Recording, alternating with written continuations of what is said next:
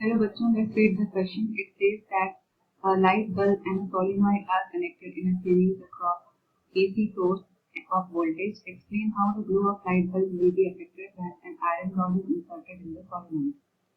In the series circuit, obtain the condition under which the impedance of the circuit is minimum and the wattless current flows in the circuit. Third is how do the values of inductive and capacitive reactance change when frequency of the applied voltage is different. तो first part में ये कहा गया है कि particular एक light bulb के साथ सोलेनॉइड को हमने सीरीज में कनेक्ट कर रखा है और एसी सोर्स वोल्टेज अप्लाई की है। हमें बताना है कि अगर हम सॉफ्ट आयरन कोर को सोलेनॉइड में इंसर्ट करा देते हैं तो लाइट बल्ब की ग्लो पे क्या इफेक्ट करेगा। तो यहाँ जो की कॉन्सेप्ट यूज होगा, हियर की कॉन्सेप्ट है, फर्स्ट थिंग इज इंडक्टर। तो कोई भी पर्टिकुलर हम मेटालिक वायर यूज करते हैं, राइट, तो पर्टिकुलर एलिमेंट्स को कनेक्ट करने के लिए। लेट्स से रजिस्टर है, रजिस्टर को वोल्टेज से कनेक्ट किया, सर्किट कंप्लीट किया, तो हम वायर का यूज करते हैं, स्ट्रेट वायर। अगर इसी स्ट्रेट वायर को हम कॉइल कर दें तो इसकी प्रॉपर्टी बदल जाती है। क्या प्रॉपर्टी हो जाती है कि जब हम इसमें करंट पास करते हैं, करंट प्रोड्यूस जितना हो रहा है वो डायरेक्टली प्रोपोर्शनल होता है मैग्नेटिक एनर्जी के, मैग्नेटिक फील्ड के। तो जितना ज़्यादा करंट पास करेंगे, अगर करंट इंक्रीज होगा तो मैग्नेटिक फील्ड इंक्रीज होगा इस कॉइल के थ्रू। तो इसमें ये प्रॉपर्टी होती है कॉइल में कि ये अपने आसपास से मैग्नेटिक फ्लक्स को ड्रॉ कर सकती है। तो जितना ज़्यादा करंट होगा उतना ज़्यादा मैग्नेटिक फ्लक्स होगा इस कॉइल के अराउंड और उतनी ज़्यादा मैग्नेटिक एनर्जी स्टोर होगी इसमें। तो इस पर्टिकुलर कॉन्सेप्ट को समझने के लिए इंडक्टेंस से रिलेटेड है इंडक्टेंस, जो कि मेजर करता है कितना कोई particular inductor magnetic energy store कर सकता है, मैग्नेटिक एनर्जी। और दूसरे शब्दों में कहें तो ये एक चीज और मेजर करता है ऑपोजिशन, मेजर करता है ऑपोजिशन कितना ऑफर हो रहा है इस पर्टिकुलर कॉइल के जरिए, opposition by the coil in changing current। तो सबसे पहले तो ये इस तरीके की इस तरीके के जो इंडक्टर होता है, जब इसमें से करंट पास करें और अचानक से इंक्रीज करें तो ये एक तरीके का ऑपोजिशन ऑफर करता है उस चेंज को।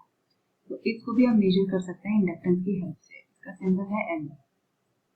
ठीक है, तो यहाँ पे अब क्वेश्चन की तरफ आते हैं। क्वेश्चन में हमसे कहा गया है कि लाइट बल्ब है और एक इंडक्टर है, इस तरीके की कॉइल है जिसको हमने वोल्टेज सप्लाई से कनेक्ट कर रखा है, ये एसी वोल्टेज सप्लाई है। ठीक है, और हमने इस कॉइल में एक मैग्नेट को इंसर्ट करा दिया। ठीक है, ये मैग्नेट है और सॉरी ये आयरन कोर है, ये आयरन रॉड है। ठीक है, ये आयरन रॉड है। सो इस आयरन रॉड को इंसर्ट कराने पर बल्ब की ग्लो पे क्या फर्क पड़ेगा, ग्लो कैसे चेंज होगा। तो इसके लिए हमें ये समझना जरूरी है कि इन जनरल जो अगर इस आयरन कोर को हटा के देखें तो इस इंडक्टर में से जब करंट पास होगा तो उतना ज्यादा मैग्नेटिक फ्लक्स होगा इसके आसपास। ठीक है, लेकिन जब हमने आयरन रॉड को इसके अंदर इंसर्ट कर दिया, so after inserting iron rod, पहली चीज क्या ऑब्जर्व होगी कि इसके थ्रू मैग्नेटिक फील्ड इंक्रीज हो जाएगा, magnetic field through the coil,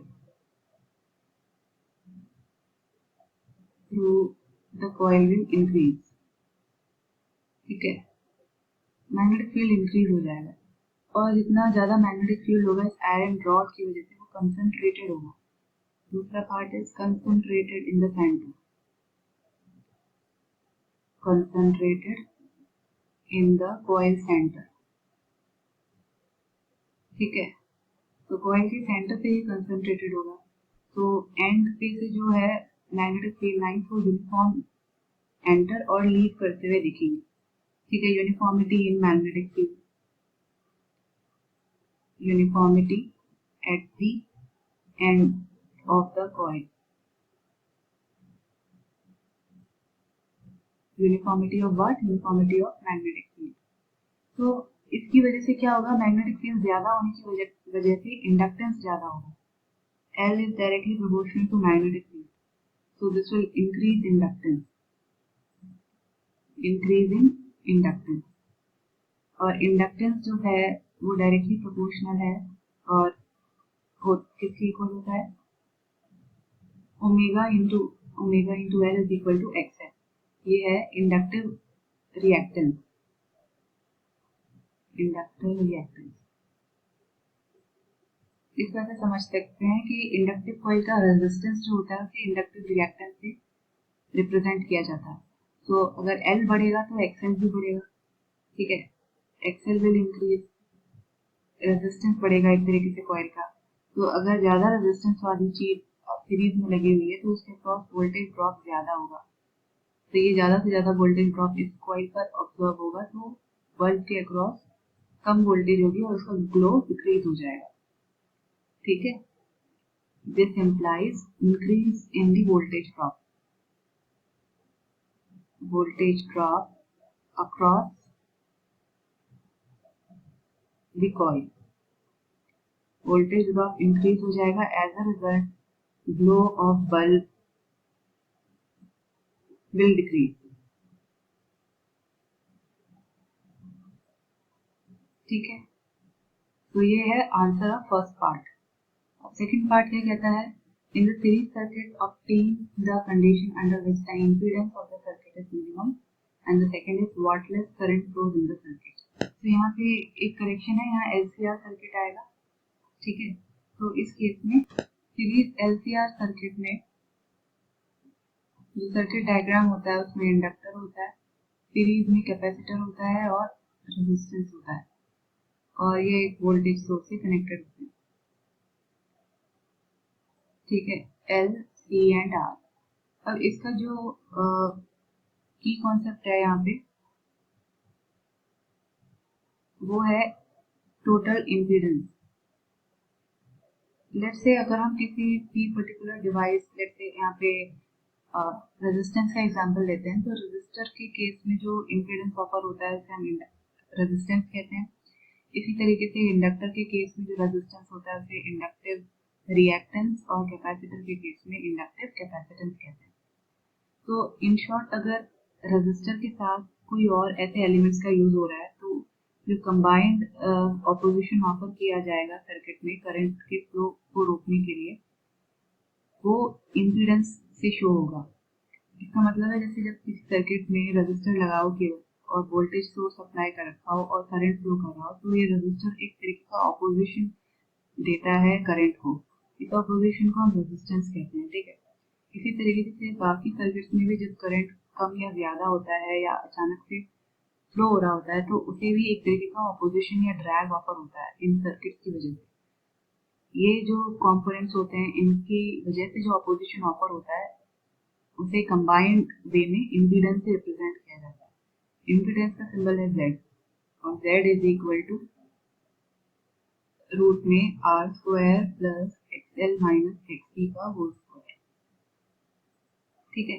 Z is equal to root में R square plus XL minus XC का होल स्क्वायर, जहाँ पे XL है इंडक्टिव रिएक्टेंस और XC है इंडक्टिव कैपेसिटेंस।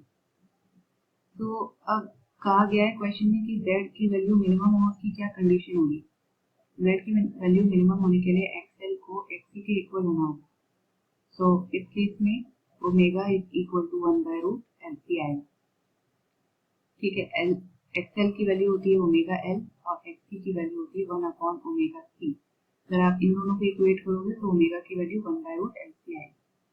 तो ये कंडीशन होनी चाहिए for this XL should be equal to XC।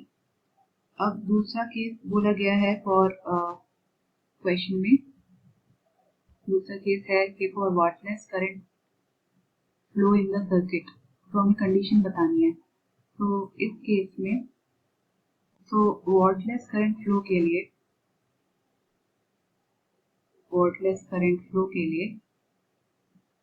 Purely resistive circuit होना चाहिए, R इज इक्वल टू 0 होगा। सो इस केस में जो पावर आएगी,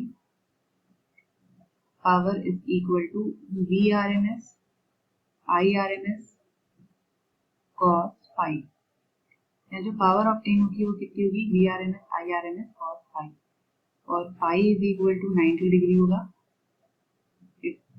इस केस में phi 90 डिग्री अप्लाई करेंगे तो पावर क्या हो जाएगी, 0। तो वाटरलेस करंट फ्लो करता है जब इम्पीडेंस जो है सर्किट का वो प्योरली इंडक्टिव या कैपेसिटिव हो या उन दोनों का कॉम्बिनेशन हो। तो ये कंडीशन है सेकेंड केस की। अब थर्ड क्वेश्चन देखते हैं। तो थर्ड क्वेश्चन के according, how do the values of inductive and capacitive reactance change when frequency of the applied voltage is tripled?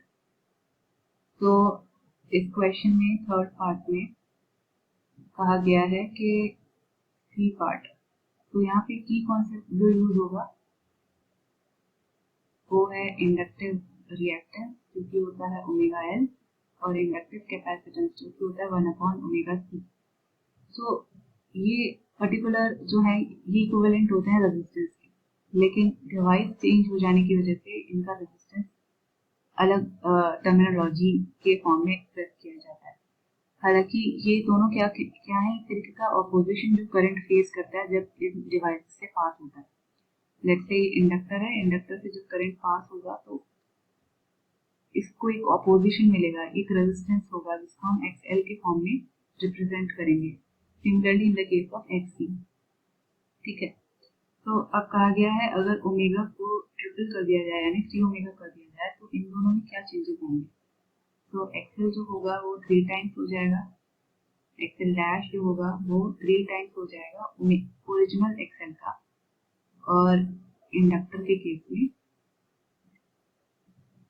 ठीक है, और कैपेसिटर के केस में जो इंडक्टर कैपेसिटेंस होगी वो हो जाएगी 1/3 ओमेगा सी, यानी 1/3 टाइम्स हो जाएगा XC का। ठीक है, तो ये चेंजेस ऑब्जर्व होंगे जब हम फ्रीक्वेंसी को ट्रिपल कर देंगे, when the frequency of the applied voltage is tripled. So this is the answer to all the 3 questions. I hope you understood it well. Best of luck.